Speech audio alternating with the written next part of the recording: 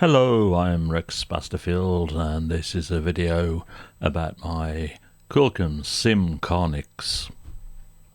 Somebody somewhere at some recent time suggested I have a go at making a simulation of a CARNYX, and I'd never heard of a CARNYX, so I had to find out about it. And when I say had to, it was actually an amazing voyage of discovery. And if you want to find out more about the CARNYX in much greater detail than I'm prepared to go into at the moment, have a look in the background info folder and you'll find lots of information and links in there. So, briefly, a CARNYX was a Celtic war trumpet or war horn, which was nearly 2 meters long and held high above the warriors to make dreadful, frightening noises to confuse them and intimidate them. The CARNYX is classed as an Iron Age instrument and is thought to have been in use from about 200 BC until about 300 AD, and as a consequence none actually exist. So two famous ones have been reconstructed based on archaeological finds, and one is the Deskford CARNYX found at Deskford, and the other is a Timbre CARNYX found in the south of France. A CARNYX is what's called a harmonic instrument, much like a bugle, which means that you've only got access to notes that follow the harmonic series F1, F2, F3 and so on. Now, a harmonic series means that there's very few notes that you can play. You don't have a proper scale, and it's certainly not chromatic in the playable area. And to make matters worse or better, depending on your point of view, cornices, because of the various head shapes and so on, don't even stick to the true harmonic ratios. So if I go up the scale, you'll hear that it sounds a bit weird.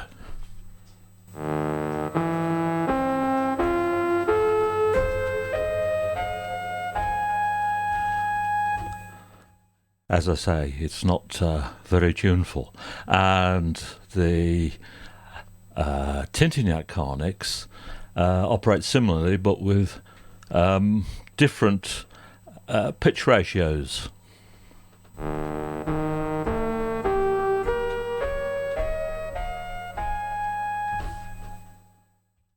Now, because it was easy to provide it, so I did, you have a button here to switch from the real CARNYX harmonics to perfect harmonics, which is sounding like this.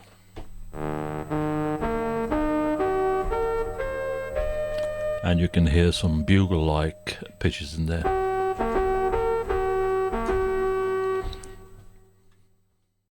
So you play it starting on middle C. You go up the white notes to go through the harmonic series. So this is the middle C note.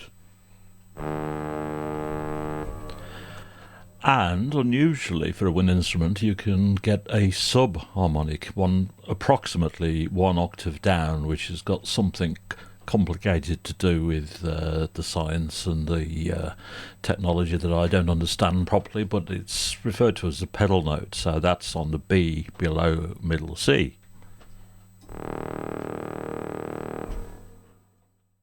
The CARNYX has a very wide dynamic range. The volume can be soft or really loud, and along with that the timbre changes. So what we have here is the swell function, and that can be set to Modulation, which all the presets are set to, or breath controller, so you can blow harder to get a different sound. So if I just operate the mod wheel, you'll hear the range of changes you can get with that.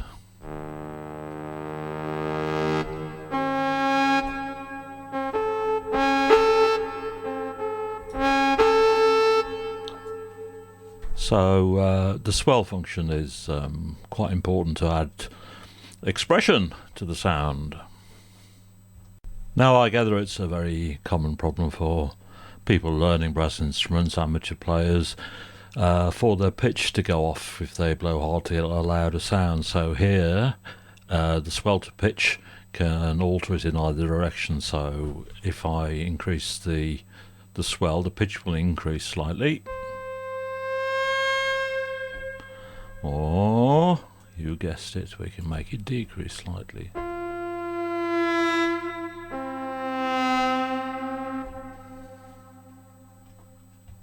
You can select what the keyboard's pitch bend does.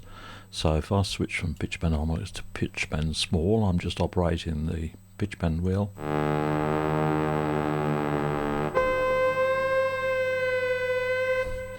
But you can also switch it to run through the harmonic series. So if I play low and then push this pitch bend wheel forward,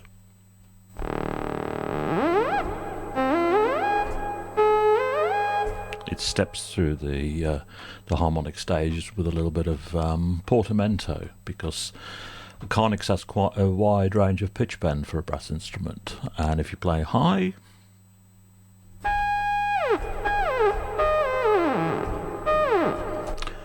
you can come down in pitch and play in the middle, and you can make it sort of wobble up and down. So there's some possibilities there with the pitch bend wheel to add expression. Something that really surprised me when I analysed the recordings I got from YouTube of CARNYXs, the two different CARNYX have the same fundamental frequency of 76 Hertz. So if you look at the difference in the shape and the design, the huge ears on this one and the enclosed head, that's quite surprising, but it was exactly the same, only the harmonics vary. Now, it's very unlikely that any two CARNYXs were tuned exactly the same, so you can set the tuning over quite a wide range with the tuning knob.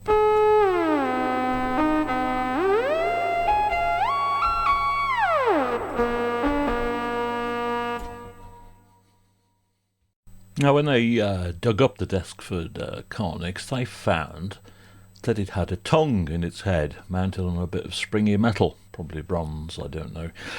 And you can see that as the red bit on the head there. And it's thought and assumed quite reasonably, I believe, that this was so you could shake the CARNYX up and down and create a clattering noise. So if you press the low A, you can set the level of that clatter, frequency rate, and also the resonant frequency of the tongue.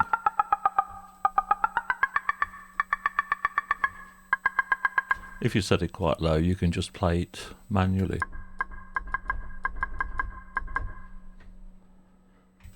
Whilst the Deskford CARNYX had a tongue to rattle, the one found in Tintignac didn't, so there is no option there for adjusting the tongue sounds.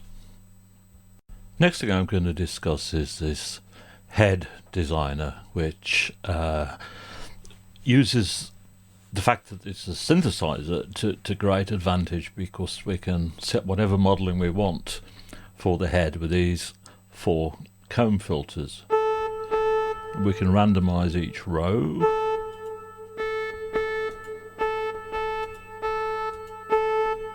the resonance, the levels,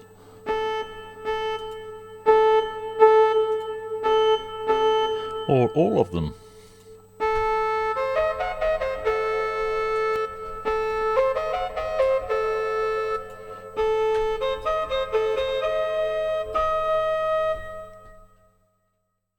The first man to ever play a CARNYX for probably 2,000 years was a guy called John Kenny, and you can see his videos on YouTube, and he thought it very likely that the player would make noises into the trumpet and also hum notes while it was playing. So I've provided an audio input, which I've labelled voice here, so that you can use a microphone to simulate some of the sounds that that you can make that way.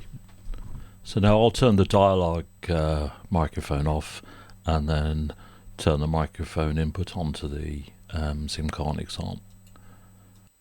And this is me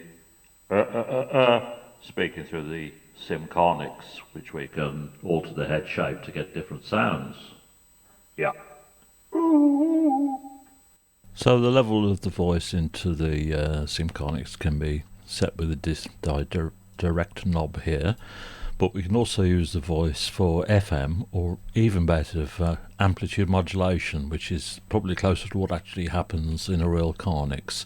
Then if we play a note and then hum something close to that, but not necessarily exactly in tune with it, we get quite an interesting noise.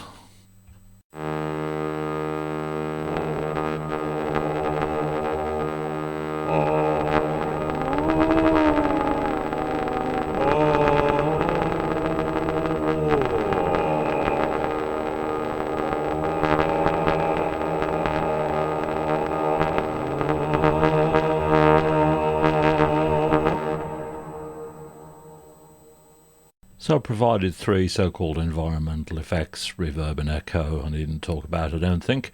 This one might interest you.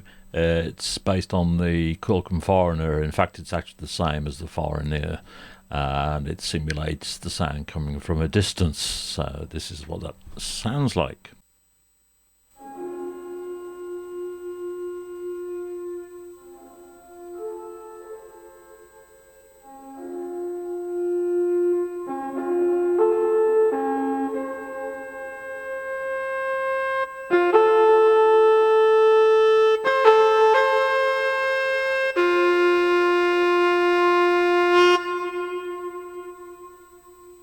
With the breath knob, you can adjust the amount of breath sound that gets mixed in with the tone, and if you want to hear just the breath sound on its own, you play high E. I'll just turn that up, and that is coloured by the head designer.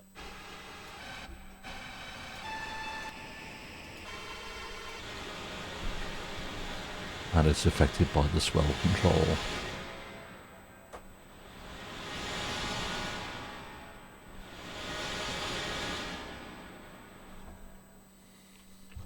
So, as is always the case, there's lots more details and information in the included user guide. So I'm going to play you out with the sound of an Iron Age battle with 5 cornices in all their cacophonous glory. So I hope you have a bit of fun with this, and until the next time, bye!